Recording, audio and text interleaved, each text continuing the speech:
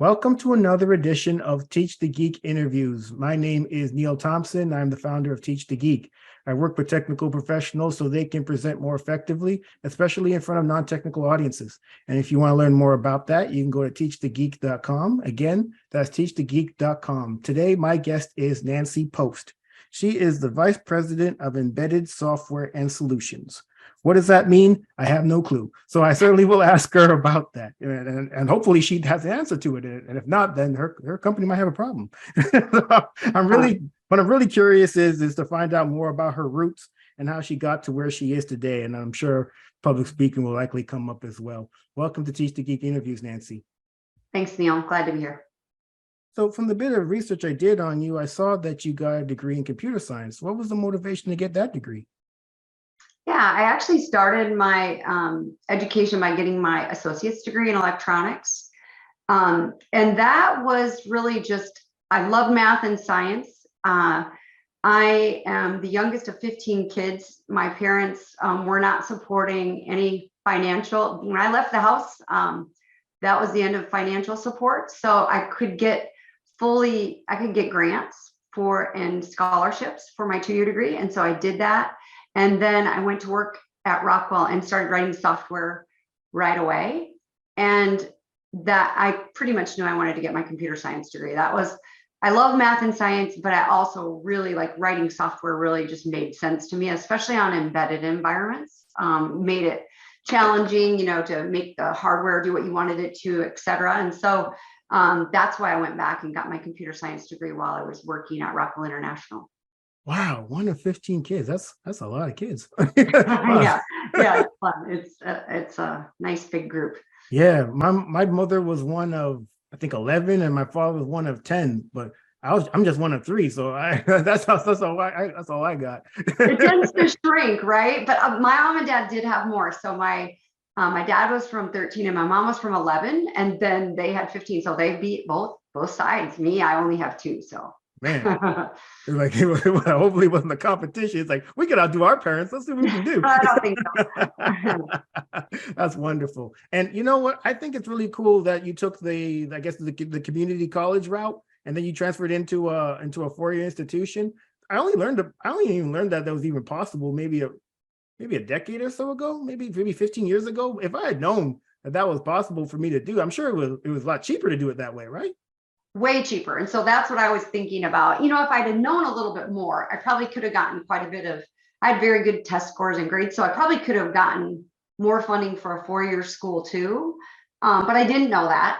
And I knew I could for the 2-year, but I think really it's very underutilized. Like there's so many people that could go into something with a 2-year degree and you actually made pretty decent money, right? So it's not a bad way to get things started. If you're financially strapped in particular, then you get in with a company and then you apply to have the company pay for your 4-year degree, which I did. And then when I got my master's, I applied for John Deere to pay for it. And so really it's a very economical way to get your education. Oh, wait, you saying your company paid for you to get your 4-year degree? Yeah. Oh, wow. I didn't even know that. Man, that's like, why wouldn't somebody do that if they knew that was possible? You know what I think it is, Nancy? I think it's like there's a stigma against getting a degree, getting a community college degree, especially if you're in high school, you say you were good at math and science. Maybe your guidance counselors say, why would you want to go to a community college? You'd be wasting your potential. You need to go to a 4-year school. But it's like, look, man, you paid for it? Then yeah, then I'll go. But I got community college money right now, and if I get to a company and they'll pay for the rest of it, it's like that's a no-brainer. Well, and remember, I've been in the field for 35 years. So back when I graduated high school, my counselors were just like, yeah, that's fine. I mean, I had 3.9 grade point average in high school, taken all the math and science, and he still wasn't saying, you really better. He did ask, are you sure you don't want to go to a 4-year school? And I'm like, I just don't know how I would afford it. And his comment was, well, I think we can get your 2-year paid for. You know what I mean? Through grants and scholarships. And we did. And so that was good. It was good guidance. And I literally agree with you that the stigma about 2-year schools, I wish we could get rid of it. And trade schools. There's so many people who could benefit greatly by going to a trade school and having a very strong career for them. And I'd like to be able to help get rid of that stigma, really, because I think it's a disadvantage for our youth that we think everybody fits into that box for your school. And then some of the kids are getting into debt so badly to have a degree that isn't that easy to get a good job in. I mean, why are we doing that? You're very, I think you're being very kind when you say it's difficult to get a job in with a degree. Some of these degrees are useless, Nancy. So it's very difficult. Yeah, no, I do feel that way. And honestly, when my son went to college, that's when I really learned about it. Honestly, like, he was like, Mom, there's way too many, everybody thinks that everyone should go to college. And he was a really good student, but he didn't really want to go to university. Or he did at first, and then he kind of changed his mind, and he did finish, but he did open up my eyes to different possibilities, and the fact that you can do different things, no matter where you are on socioeconomic scale or where you are on your intelligence scale, you have choices, right? It's not like you have to fit into one box. And it feels like we're societally saying every kid should do this, or you might not be worthy. All right. Well, yeah, or it's just go to college. If you don't go to college, you're not living up to your potential. I've had a number of guests on the podcast and its YouTube channel who did coding boot camps. So they came from these non-traditional backgrounds, and they want to work at these tech companies. And luckily, more and more of these tech companies are open to hiring boot camp graduates, but there are still some that aren't. They want people that have that computer science degree to get the software engineering jobs. And it's so unfortunate because school's expensive.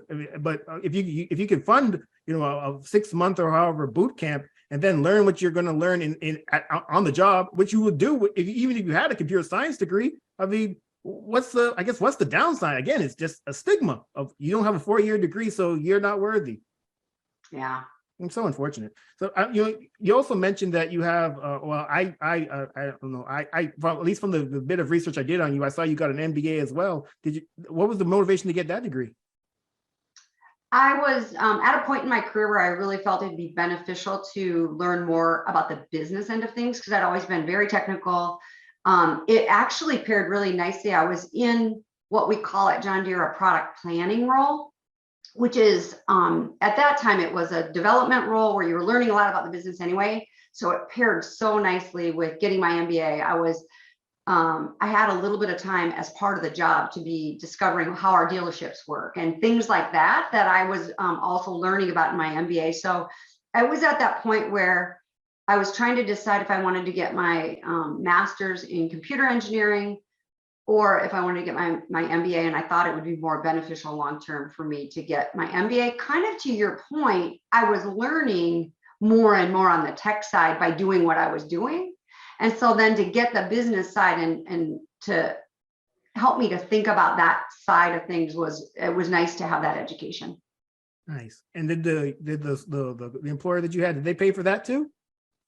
Yes. Man, you know where to find the money. You need to go talk to people. I mean, a lot of companies do pay for education. I mean, you have to apply for it, right? And somebody has to approve it in most cases, but they see that as a way to improve your knowledge base and be a better employee. So you got a couple of degrees, and you got, well, it doesn't sound like you didn't have to go into debt for any of them, because you got grants and scholarships for the associate's degree, and the company paid for the bachelor's and the MBA. So you were debt free?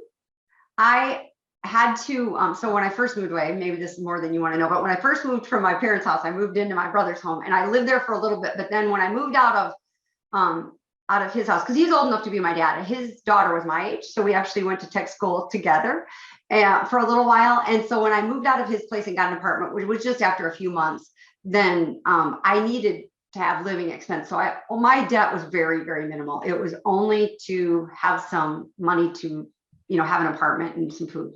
Okay, so I'm guessing you were able to pay that off pretty quick. Really fast, yeah. Oh man, see, this is the way it needs to be done. People are graduating with 6-figure debt out here.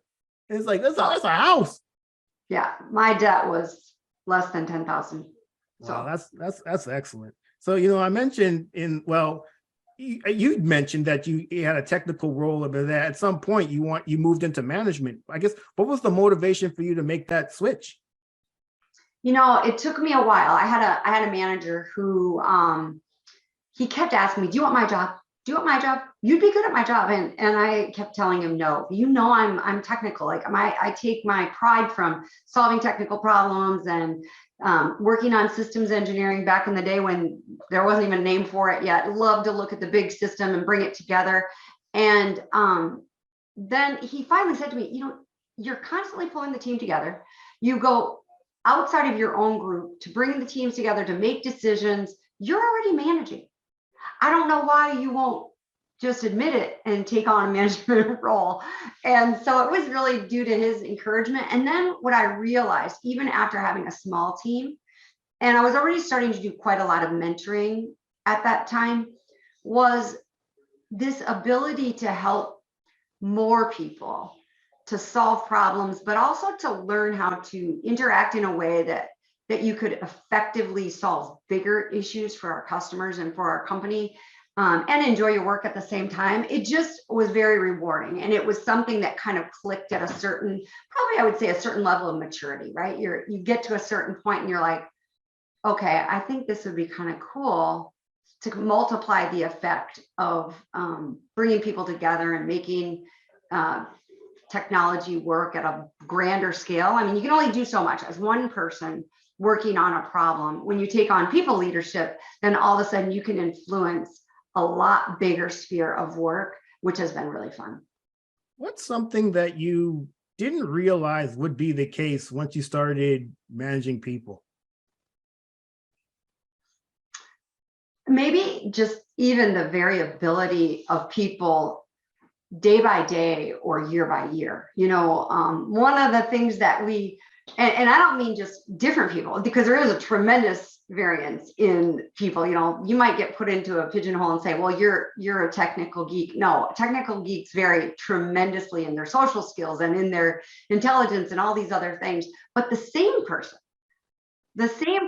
year over year varies. I mean, we try to get recognition right. I think that's like a thing that we work on year after year. And I used to take notes while I was doing what we call at Deer, kind of like an engagement interview, and see how people are feeling about their jobs and kind of talk about their feedback for me, et cetera. And one of the questions on that engagement interview is, how do you like to be recognized? And I did this with a person one year, and I pull up the one from the last year when I'm having the conversation, and I asked the question. I'm like, so I know we've talked about this before, but the year before, this person had said, "Oh, I like super low key. I mean, I want you just to like look up, shake my hand, and say, you know what, you did a nice job. I really appreciate what you did there, even not in front of anyone, just that, knowing that you appreciate what I did." The next year, I asked the same question. What I don't understand is, why don't I ever get recognized like publicly? Like, it feels like other people are getting recognized that way. Is it because I'm not doing things and I'm like, good to hear. Good to things change this year. Now he kind of wants to have public recognition. We all evolve, and you wouldn't imagine it would be quite as great, but when you have the information from the last year right in front of you, you notice it. Nancy, this is why people like you are needed. People that actually want to manage people. So, you mentioned that you had a boss that was asking you, did you want his job? You want his job? And you eventually said yes. If I were you, I was going to continuously say no, because this is not a problem that I want. Somebody telling me year after year, I got to ask this person year after year, how you want to be recognized? Man, pick something and stick with it, damn it. People are complex. That's the moral of the story. Oh man, it's something that people who manage people have to deal with. It's just people bring whatever issues they have to the office. You say people vary from year to year. Hell, they vary from day to day. So yeah. Because of that, you have to deal with people's issues. They may have issues in home. You think those issues stay at home? They're coming right to the damn office. And then you got to deal with it like you, Dr. Phil. Like, a little bit. Yeah, it's true. And then I think too, when you have a lot of trust with your people, they actually share a little bit more, which is super nice, but it can sometimes even be a little bit of a burden. You're like, whoa, okay, now I know that. I mean, I've got to take that into account, and I've got to make sure, that I'm being fair. And there's a lot to think about. Oh yeah, I care a lot about people though. So I mean, I really do see it as an honor, but it can be a lot. Yeah, and then even that whole idea of fair. What's fair? I think I know what fair is, but what does this person think fair is? Well, you better those definitions better line up pretty closely. If not, then you might have a problem. Again, something you have to deal with that I don't, because I never wanted to manage people, and I never did. Oh, So funny. if you were to give one rule that you would advise leaders of people to have when it comes to leading people, what would it be? Listen. Yeah. Yeah, that's probably it. And you better do it year to year, because one year they're going to say, I just want a handshake. Next thing they say, I want a big party. Yeah, I need cake. That's funny, yeah. Put my name in the newsletter, all of that. I need all of that. And then next year, it's going to, you need even more than that. It's like, yeah, I think you're right. It certainly is. It certainly is listening. So, I did mention in the intro that you're the VP of Embedded Software and Solutions. What does that role entail? Yeah, I work directly for the CTO for John Deere, and I have all of precision ag, which would include our receivers, which like create the location of exactly where our equipment is, our displays, which are not just displays, there's a lot of application code in there, our communication devices, which transport data off board, and then all of the controllers in a system. So that would be computers, right? Computers that talk to each other via communication gateway, kind of like the internet, that are constantly going through the field, collecting information, informing operators and sending that data offline. All of the software, hardware, infrastructure, architecture, program management that comes together to create that for John Deere, that's in my group. So really, really cool gig to be in, and very much the accumulation of many of my different jobs along the way. So really very big honor for me to be in this job at this point. And it feels good because it feels like a lot of what I've done prepared me for it. So, we mentioned earlier that you were a technical person, and then you basically had to be convinced to take on that first management role. With the role that you have now, is that something that you were gunning for, or is it something that kind of just happened?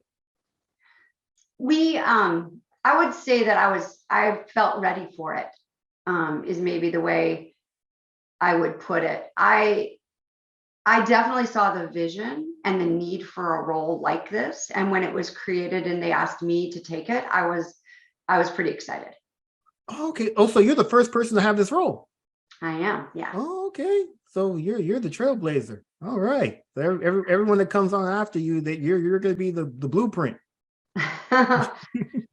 Wonderful. Okay. So, Nancy, when I first started this podcast, and even to this day, it's been about my own struggles having to give presentations in front of people as a technical person. I used to work as an engineer in medical devices, and I had to give presentations on a monthly basis in front of management, and I was terrible at it at first, but I got a lot better at it over time because I saw the benefit of it. For someone like yourself, who also comes from a technical background, when did you see the benefit of getting better at public speaking? Public speaking at first for me was just giving a presentation to senior leadership within Deere, because that was, and what made it so important there was I needed them to understand a problem so that I could ask them for things that I needed.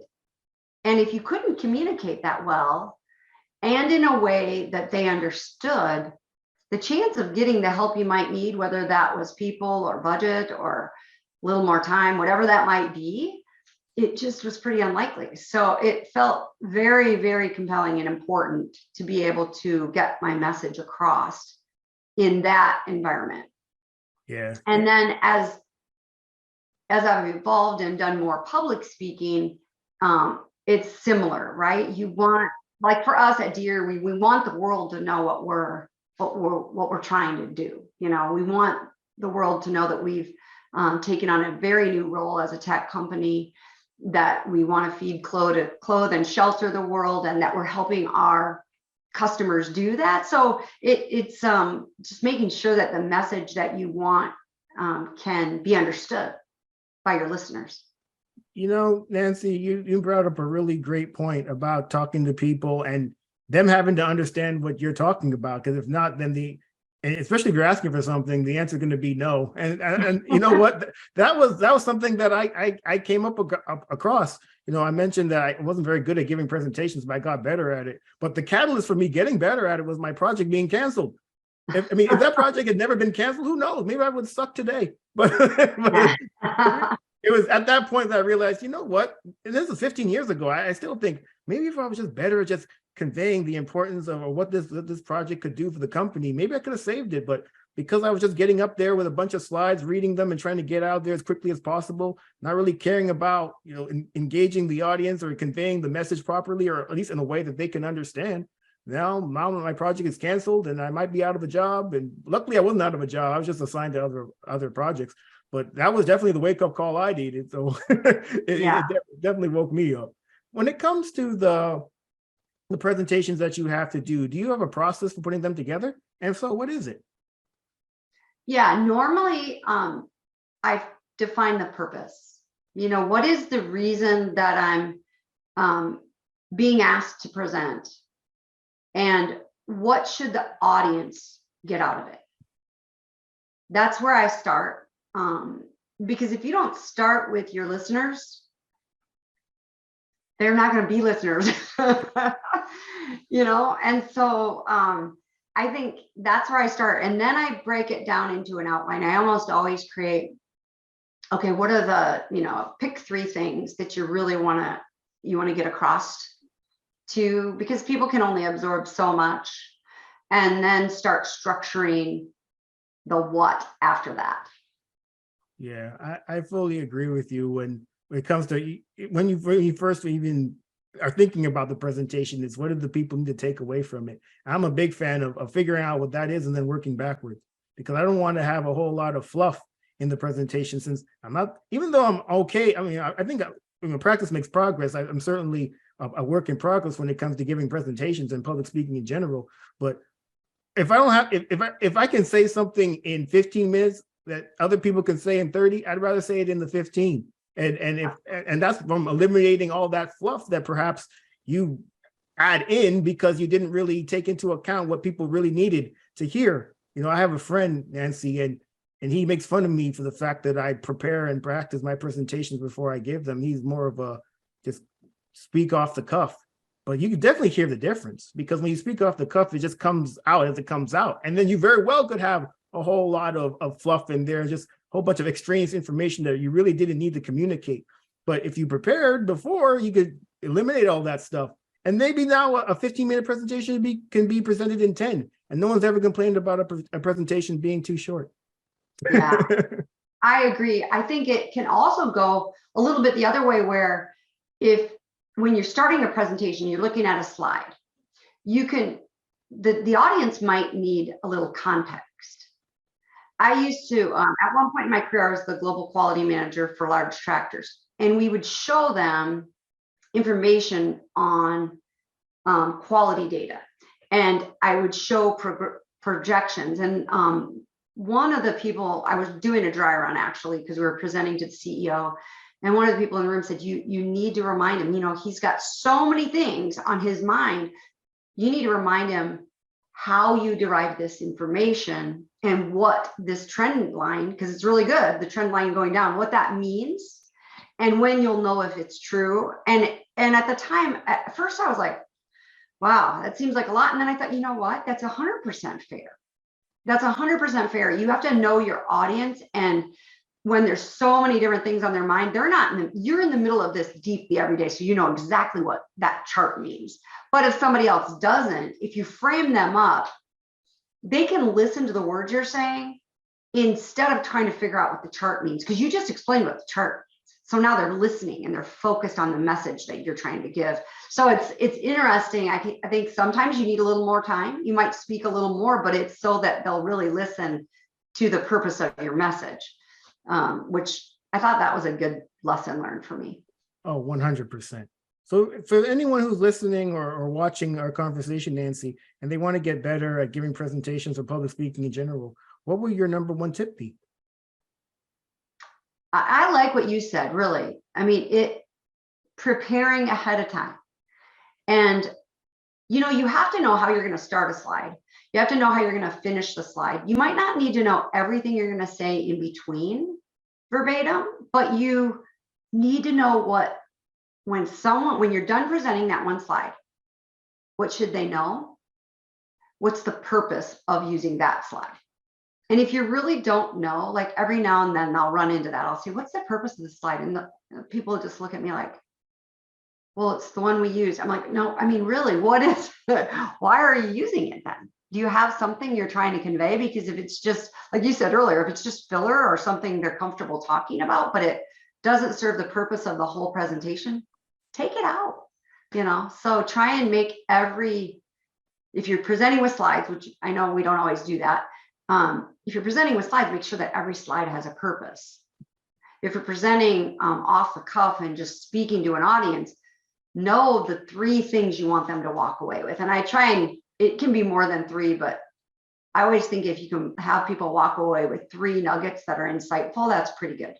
Yeah, I agree. And thank you for saying that my tip was the tip that you're going to use. We're on the same wavelength. I'm on the right path. I'm happy with myself. Well, this has been a great conversation, Nancy. Thank you so much for being a guest. How can people get in touch with you?